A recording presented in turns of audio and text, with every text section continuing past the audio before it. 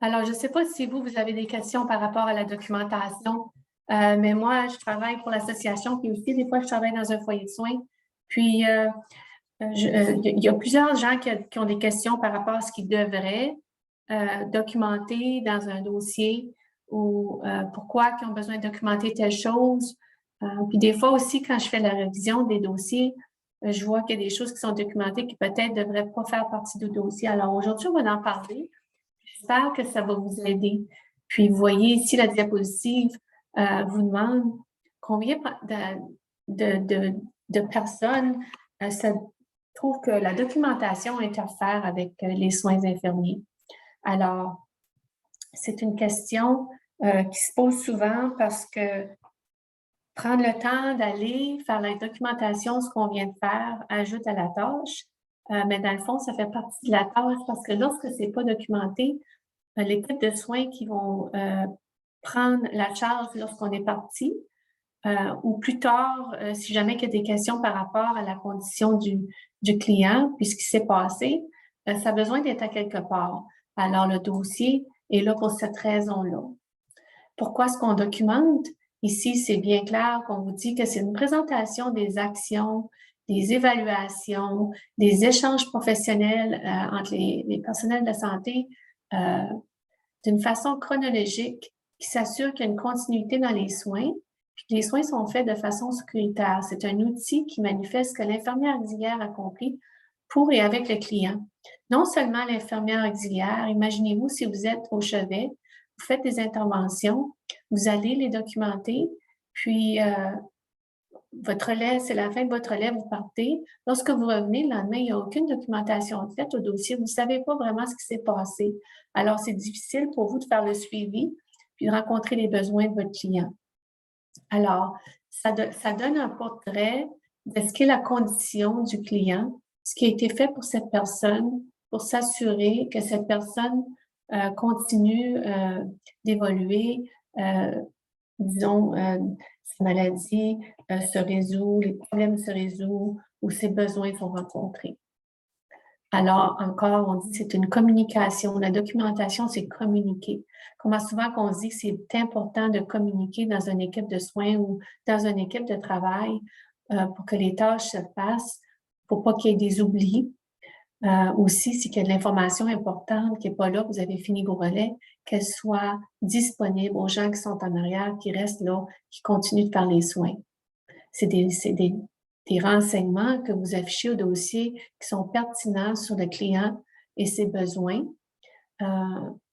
Des fois aussi, ça peut même être les préférences des interventions des clients. Il y a des clients aussi qui, des fois, ils refusent des soins. C'est important de faire la notation parce que s'il n'y a juste pas de soins de fait, puis la condition détériore du patient, détériore, puis le client peut même mourir ou avoir des complications. La famille peut décider de faire des poursuites légales. Puis ils peuvent avoir des demandes. Pourquoi que certaines interventions n'ont pas été faites? Mais si c'est documenté au dossier, voici l'intervention que le médecin a demandé de faire. Ça a été présenté au client, ça a été refusé. Le client ne voulait pas que ce soit fait. Alors, vous avez assuré que les soins que le client a accepté de recevoir étaient quand même documentés au dossier. Mais non seulement celles qui ont accepté, mais aussi celles qui ont refusé. Alors, la communication de l'équipe pour la durée de votre relais est importante. Puis aussi, ça parle aussi de la passe des médicaments. La passe des médicaments a besoin aussi d'être documentée, on va en parler davantage. Alors, la communication, c'est écrire ses propres données objectives et subjectives et ses interventions de soins. Comme vous voyez ici, ça dit ses propres données. Alors, vous allez faire des évaluations avec vos clients, vous allez faire des interventions de soins, puis vous avez documenté ce que vous avez fait. Vous allez documenter ce que vous savez être vrai. Alors, vous allez vous tenir aux renseignements qui sont pertinents à la situation. Vous avez utilisé des mots et des phrases qui sont vraiment simples et concises, qui démontrent vraiment ce qui a été fait. Vous allez écrire l'information le plus tôt possible après les soins et non dans le futur. Alors, je vois souvent dans les dans les dossiers que des infirmières immatriculées ou des infirmières auxiliaires vont documenter, qui ont fait une intervention, puis à la fin de leur documentation, ils vont écrire « Je vais continuer de monitorer le client ». Alors ça veut rien dire. Ça ne veut pas vraiment vous protéger. Vous documentez ce qui est fait, ce qui est réel. Vous avez l'intention de revenir, vous allez le faire. Si c'est entendu que la situation du client demande que vous reveniez, indiquez au dossier que vous allez continuer à faire monitorer la condition sans revenir puis dire « j'ai monitoré, ceci c'est les nouvelles données, les soins n'ont pas été faits tant que c'est pas noté ». Alors, notez dans le futur en cours ou de façon légale ne rencontre pas les exigences de vos standards. Alors, c'est juste une note pour vous assurer que vous allez comprendre que oui, vous documentez ce qui est fait le plus tôt possible et ne jamais documenter ce que vous avez l'intention de faire, à moins que vous allez revenir tout de suite et dire « je l'ai fait, ceci, c'est ce qui est arrivé ». Évitez du jargon ou des abréviations, à moins qu'elles soient approuvées, ou un langage inapproprié. Ne pas mettre d'opinion personnelle et ne pas faire de généralisation et de la partialité. Alors, c'est important d'être subjectif et d'objectif seulement.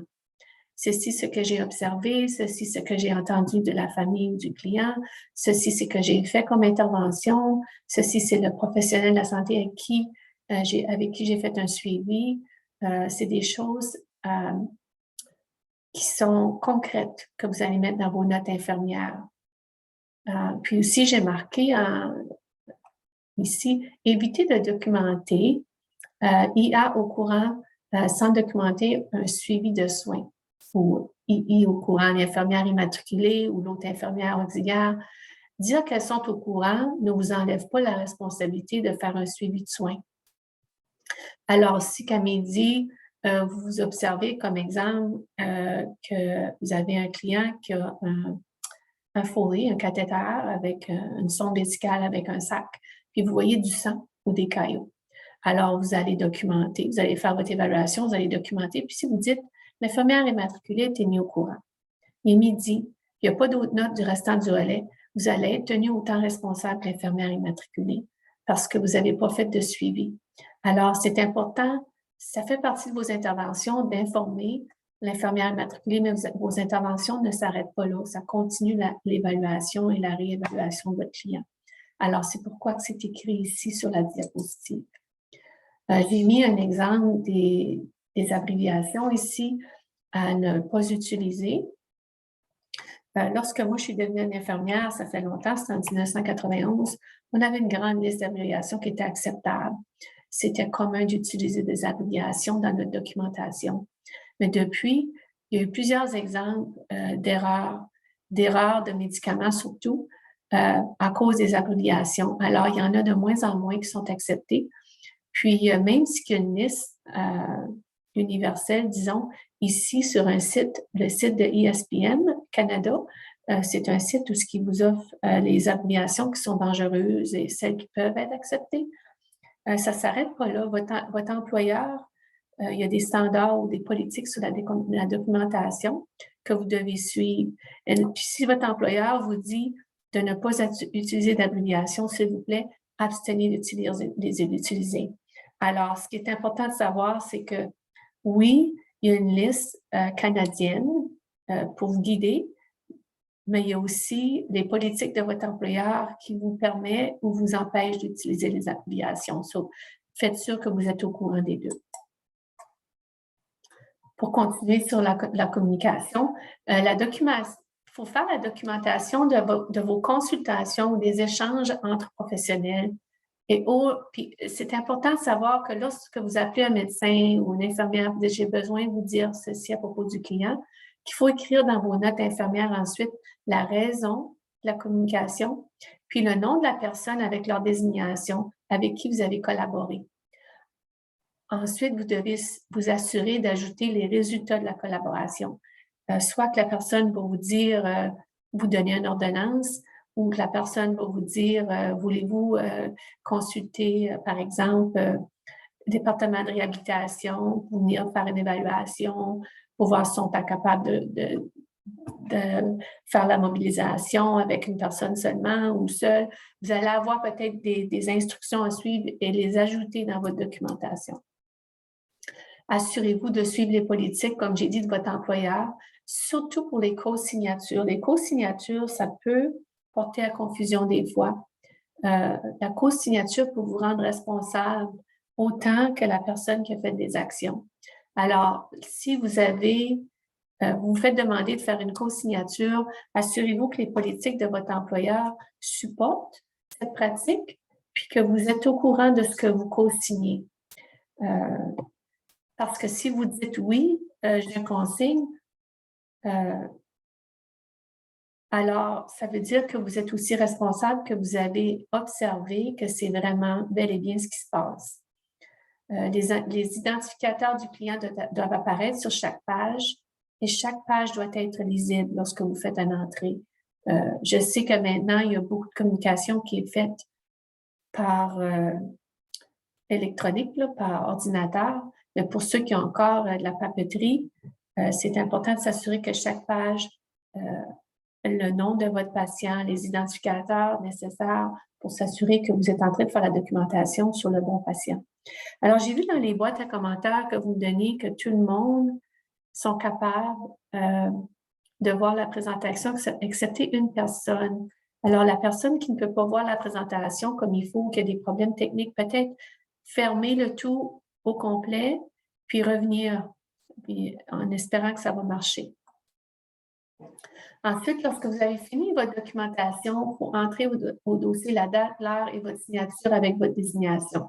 C'est important de démontrer, comme vous avez vu, j'ai mis mon nom complet avec ma désignation. C'est pas IA, c'est II, mais j'ai mis un exemple. Alors, c'est important de faire ça pour s'assurer que c'est clair qui a prodigé les soins, qui a signé sa signature à ce qui s'est passé.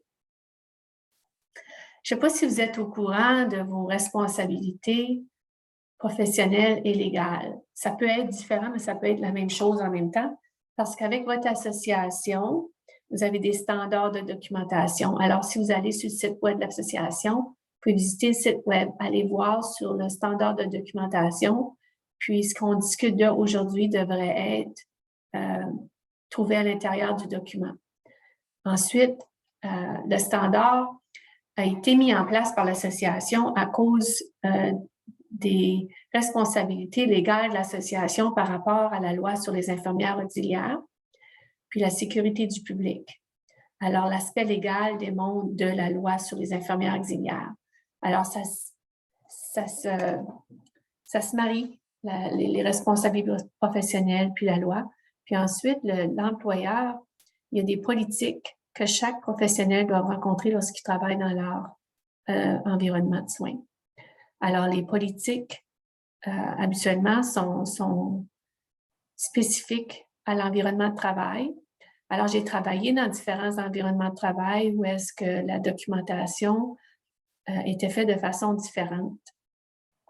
Mais j'ai jamais vraiment travaillé dans un endroit où il n'y avait pas de documentation du tout, surtout lorsque le patient ou le client, sa situation est instable ou changeante et anormale. Alors, c'est important de garder un portrait clinique de ce qui se passe avec le client pour que chacun qui vienne assumer les soins lorsqu'on s'en va peut voir ce qui s'est passé avec. Il y a des bons exemples concrets de ça. C'est comme exemple, on a des patients des fois qui ont des plaies de soins, des plaies de lit. Puis, le foyer de soins où je travaille, il y a des photos prises lorsqu'il y a une nouvelle plaie, puis à chaque semaine, pour voir le progrès ou le manque de progrès de la plaie, pour pouvoir ajuster le traitement, décider si la sorte de pansement fonctionne, s'il y a besoin d'un différent traitement. Alors, c'est une façon spécifique à ce foyer-là d'assurer que le soin des plaies est fait de façon légale, professionnelle et efficace pour le client. Alors, je viens de vous dire les facteurs à considérer lorsqu'on se demande si quelque chose revient de notre responsabilité professionnelle ou légale. C'est les normes de pratique, la législation, les politiques et procédures de l'employeur, mais aussi la complexité du problème du client, ou le client aux situations à risque.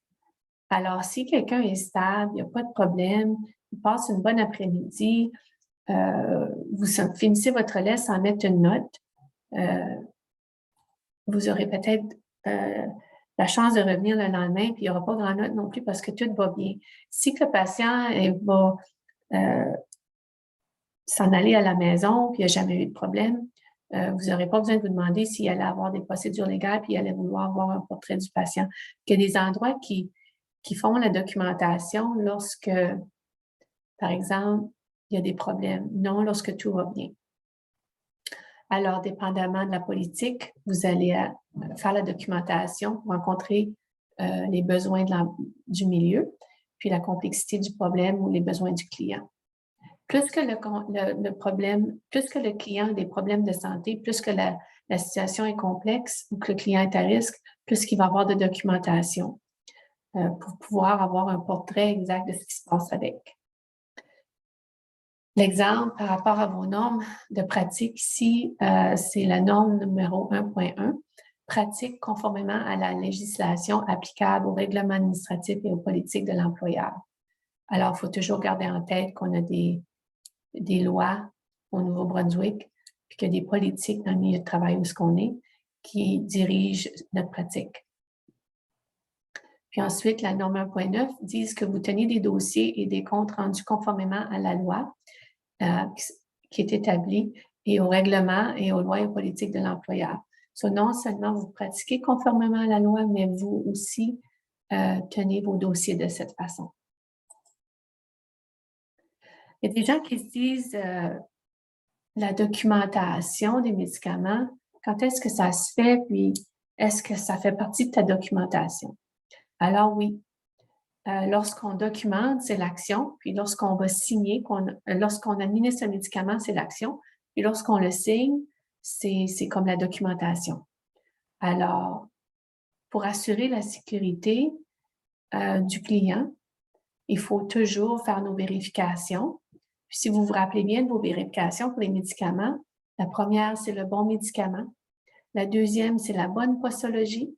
Ensuite, c'est votre bonne voie d'administration au bon moment pour le bon client avec une bonne tenue de documents. Alors, c'est votre documentation pour les bonnes raisons, puis aussi les bonnes réactions et bonnes évaluations, le droit de refuser, puis les bonnes instructions. Alors, ça, c'est des choses que vous devez quand même vous souvenir lorsque vous donnez des médicaments, vous administrez des médicaments.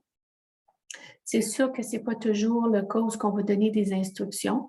Lorsqu'on prépare quelqu'un pour s'en aller à la maison, oui, on va faire l'enseignement, donner les instructions, puis le noter au dossier. Mais si on fait notre passe de médicaments régulière, souvent, on va s'assurer qu'on va jusqu'à la tenue des dossiers, puis vérifier s'il y a des réactions ou faire une évaluation comme suivi. Alors, la documentation est importante.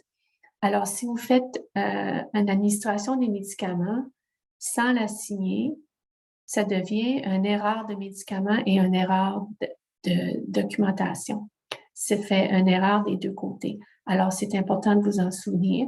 Puis aussi, il ne faut jamais faire la signature ou documenter un médicament avant de l'administrer. Plein de choses qui peuvent arriver entre la signature puis l'administration.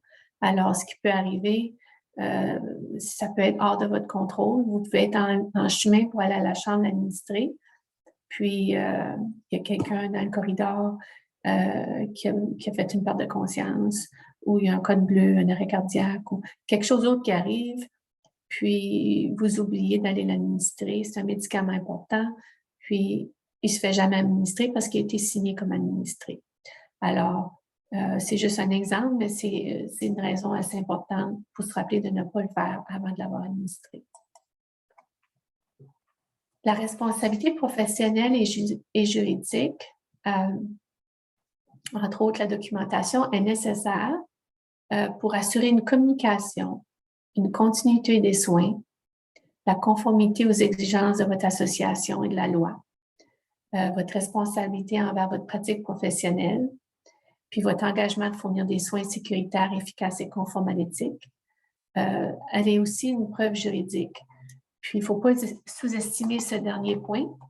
Il y a des infirmières auxiliaires, mais des infirmières qui ont des plaintes contre eux autres, qui sont envoyées à l'association. L'association, souvent, ont besoin de faire un suivi pour voir ce qui s'est passé, puis ils vont utiliser les notes pour voir ce que l'infirmière auxiliaire a fait ou n'a pas fait. Aussi, si jamais ça va en cours à l'extérieur de l'association, si jamais ça ira en cours, c'est un outil qui est utilisé en cours pour vérifier ce qui a été fait avec le client. Ça donne un portrait de ce qui s'est passé. Alors, oui, c'est un papier légal lorsqu'on fait la documentation. C'est important de s'assurer de bien la faire.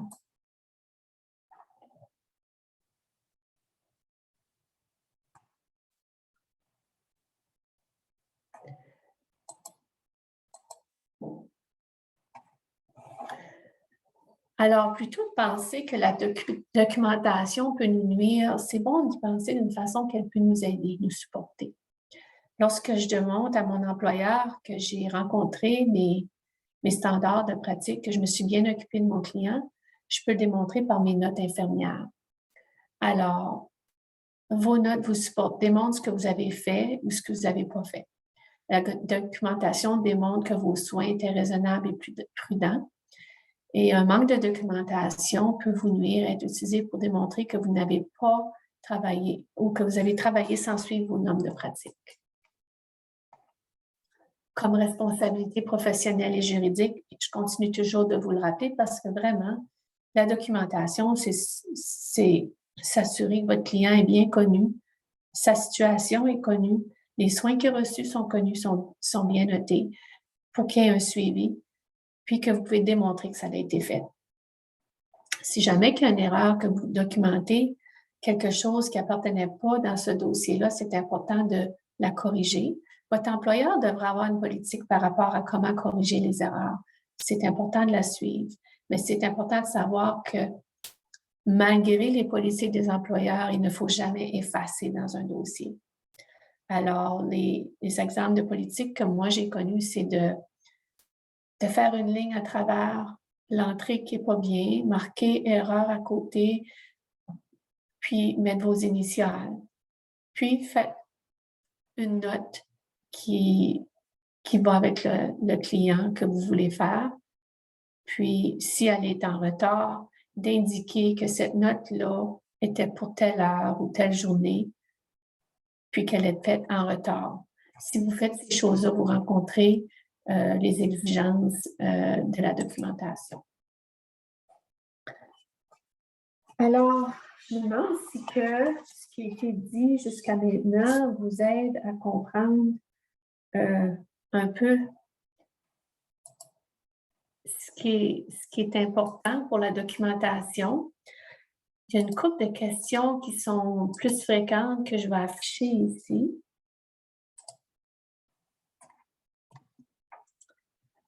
Comme exemple, est-ce que les entrées en retard ont le même poids en cours que plusieurs petites entrées faites en temps réel? Ça va dépendre. Des entrées en retard, par exemple, pour une situation d'un client où ce qui a fait un arrêt cardiaque, vous étiez dans le milieu de cette situation-là, vous aviez une feuille au chevet, puis vous étiez responsable d'écrire les notes en voyant ce qui se déroulait, puis vous avez pu les afficher seulement après que ça s'est déroulé. Vous avez fait sûr d'indiquer que l'événement a commencé à telle heure, puis a fini à telle heure, puis vous avez noté tout ce qui s'est passé entre les deux. Ça peut porter un juge en cours à dire que c'est plus difficile d'avoir une opinion professionnelle, puis de décider si tout a été fait comme c'était supposé d'être fait. Mais au moins, il y a une histoire chronologique de ce qui s'est passé.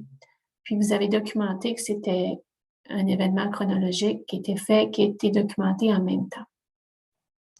Ça démontre que vous avez fait ça avec diligence, vous avez été honnête, puis vous avez capturé du mieux que vous pouvez ce qui s'est passé. Alors, si vous avez la chance de faire plusieurs petites entrées, c'est mieux. Mais si vous ne pouvez pas le faire, vous gardez des notes précises autant que possible. les ajouter au dossier en retard en faisant la notation, c'est ça que vous avez fait. Ensuite, une autre question qu'on a reçue, c'est est-ce que les entrées faites en fin de relais considérées en retard? Oui, ils sont tous en retard qui se sont passés au cours de la journée.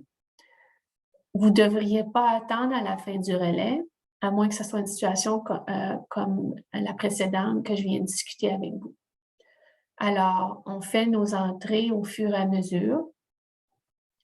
Si il n'y a pas rien arrivé de négatif dans les soins de votre patient, le patient a bien été toute la journée, vous n'avez pas vu le besoin d'ajouter des notes, mais vous savez que c'est un patient qui avait peut-être eu des problèmes le chiffre avant ou la journée avant, ou qui est sur le chemin d'être établi, puis peut-être s'en aller à la maison. À la fin de votre relais, si vous ajoutez une note que le client a une bonne journée, ses signes vitaux ont été stables et notés au dossier, dans la section des signes vitaux, vous pouvez ajouter une note de fin de relais de cette façon-là.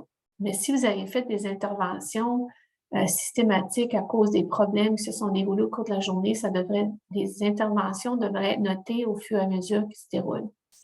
Alors, j'espère que ça vous aide à comprendre l'importance de faire vos notes le plus tôt possible. Ensuite, une autre question qu'on a reçue, est-ce que les IAA documentent dans le plan de soins? Absolument. C'est dans votre champ de pratique. Vous êtes en mesure de le faire aussi longtemps que l'employeur le permet à l'intérieur des politiques. Ce qui vient à votre champ de pratique, on a souvent des questions. Est-ce que l'infirmière auxiliaire peut faire ceci? Ou l'infirmière auxiliaire nous téléphone dit, est-ce que je peux faire ceci? Ça devient une question de compétence, d'aptitude, de connaissance, vraiment, de savoir si vous pouvez faire quelque chose, et de politique. Le politique d'employeur peut être que, par exemple, vous avez le droit de changer des pansements sur des lignes centrales. Puis vous pouvez dire, je n'ai jamais appris. Mais si votre employeur vous donne des cours, vous démontre comment le faire, vous permet de vous pratiquer avec quelqu'un d'autre, vous vous sentez capable, connaissante, puis vous voulez le faire, puis la politique vous couvre, donc vous pouvez le faire. C'est comme la même chose avec les plans de soins.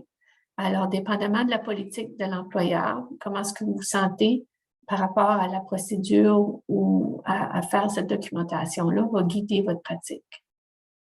Pour la dernière, si je ne signe pas un médicament administré, est-ce une erreur de médicament ou de documentation?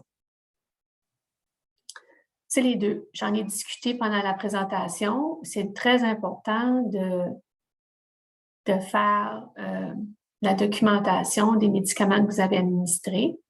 Comme vous avez entendu souvent, ce qui n'est pas documenté n'a pas été fait. Puis, si vous partez sans documenter, puis quelqu'un qui vient d'un autre relais dit « Ah, ça, c'est un médicament qui peut être donné au besoin, il n'a pas été donné, ça fait plusieurs journées, je le donne. » Ça peut être une double dose si vous venez de le faire. Alors, pour éviter d'avoir des incidents et pour permettre de voir à l'équipe multidisciplinaire de voir ce qui s'est passé avec un client, on documente non seulement ce qui se passe et nos interventions, mais l'administration des médicaments. Alors, c'est beaucoup de choses à penser. C'est la documentation, c'est ce qui montre qu'est-ce qu'on fait pendant une journée avec un client. C'est ce qui montre si on a fait les bonnes choses, si on s'en est bien occupé, si on a agi d'une façon sécuritaire et professionnelle. Alors, on ne peut pas s'en défaire, ça fait partie des soins. Puis lorsqu'on dit des fois ça interfère avec les soins, non, c'est une tâche de soins. Alors, quand on rentre travailler sur une unité, comme moi, quand je rentre travailler, on fait le décompte des narcotiques, ensuite on s'assied, on fait le rapport, on fait notre colonne en forme, nos exercices de colonne en forme. Il y a beaucoup de choses qu'on ajoute à notre journée qui sont nécessaires pour nous donner de l'information sur ce que la journée va être avec nos clients, quand on prend le rapport, pour s'assurer que l'infirmière qui nous donne le chariot de médicaments nous donne la quantité de narcotiques qu'on est supposé d'avoir, on fait des comptes, pour protéger notre dos, en cas qu'il y ait un incident de travail. pour pouvoir documenter que oui, on s'est préparé bien, on fait la colonne en forme. Il y a beaucoup de choses qu'on fait. La documentation, c'est une de ces choses-là qui devient ou qui devrait être automatique. J'ai été commencer un intraveineux, je vais documenter que je l'ai commencé. Ce que je fais quand je documente mon intraveineux, c'est que d'une façon aseptique, j'ai choisi mon site, j'ai commencé intraveineux, avec quelle grandeur d'angio, à quel site, qu'est-ce que j'ai accroché comme soluté, à quelle vitesse que mon soluté coule, qu'est-ce que le site a l'air lorsque j'ai fini. Puis, lorsque j'ai fini de documenter ces choses-là, il n'y a pas de question que j'ai fait les choses d'une façon professionnelle et sécuritaire. Alors, c'est important. Je pense que, en général, les questions que j'ai écrites ici, c'est des questions courantes. Les autres questions qui sont posées, des fois, ils ont été inclus dans la présentation.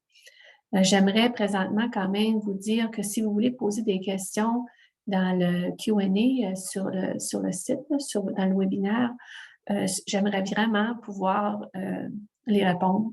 Puis, vous pouvez même, si vous voulez, me parler. Je pense que vous avez accès à votre micro.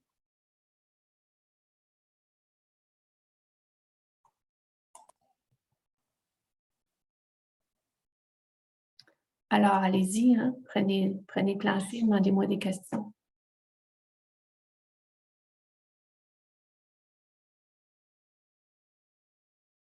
En passant, j'ai commencé comme par 2 fois la présentation, puis vous voyez mon nom affiché, je suis Nicole. Je m'appelle Nicole Groussette, puis j'aurais dû comme refaire la présentation au début.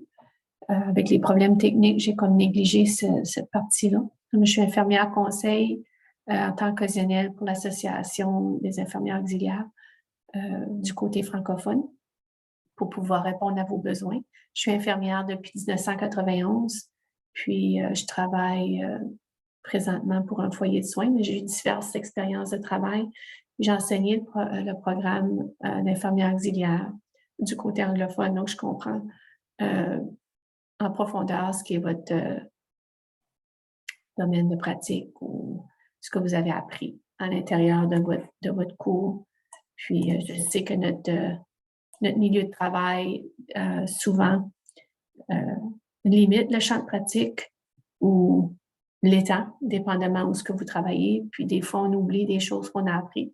Donc, c'est bon d'avoir des rappels. Puis, je trouve que c'est important pour vous de continuer à chercher des occasions pour vous garder à jour. Puis, je trouve que vous êtes pas mal vaillante. Puis, je vous remercie d'avoir participé aujourd'hui à la présentation.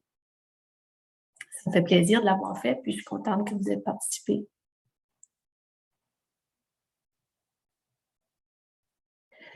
Oui, j'ai une bonne question ici. Est-ce que les photos des parties intimes peuvent être prises pour des suivis de plaies? Oui, comme les autres, comme les plaies de coccyx, hein, ça fait des photos assez intimes, mais ça doit être pris avec une caméra spéciale qui est approuvée par votre employeur. Puis, les photos doivent être dans les dossiers de vos clients comme faisant partie de leur dossier. C'est une photo professionnelle. Puis, je dis oui, mais je dis que votre employeur, selon leur politique, vont vous diriger comment faire ces photos-là. Mais nous autres, on prend des photos des plaies de coccyx, puis c'est des plaies dans des régions qui sont intimes aux clients.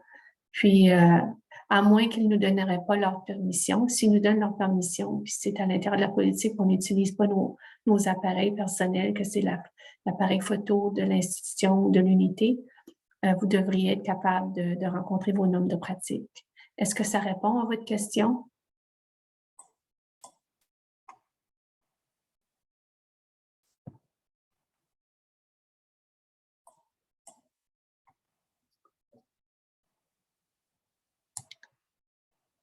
C'était pas vraiment une longue présentation, c'était juste un rappel pour vous aujourd'hui.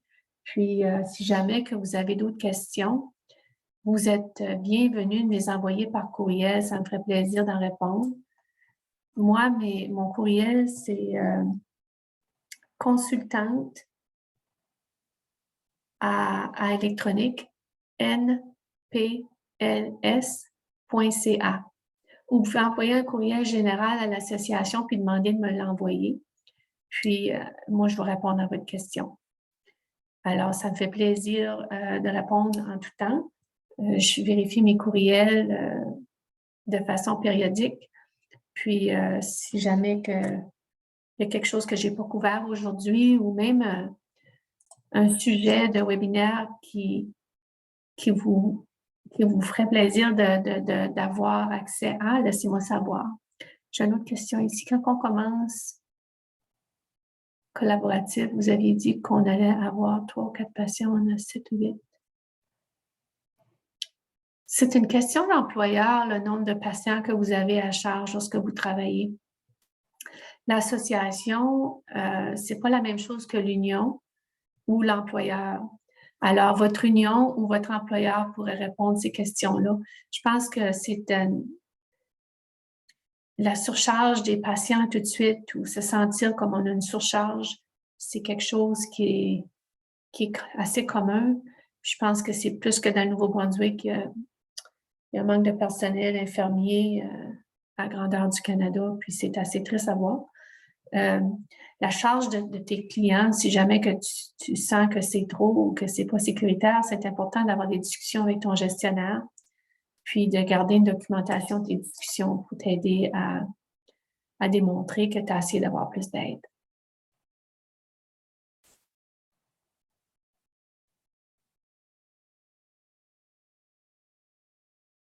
Je vais attendre 1 minute, voir s'il y a d'autres questions. Ça me fait plaisir de répondre. Est-ce que vous êtes que documenter à mesure, c'est impossible? Pas du tout.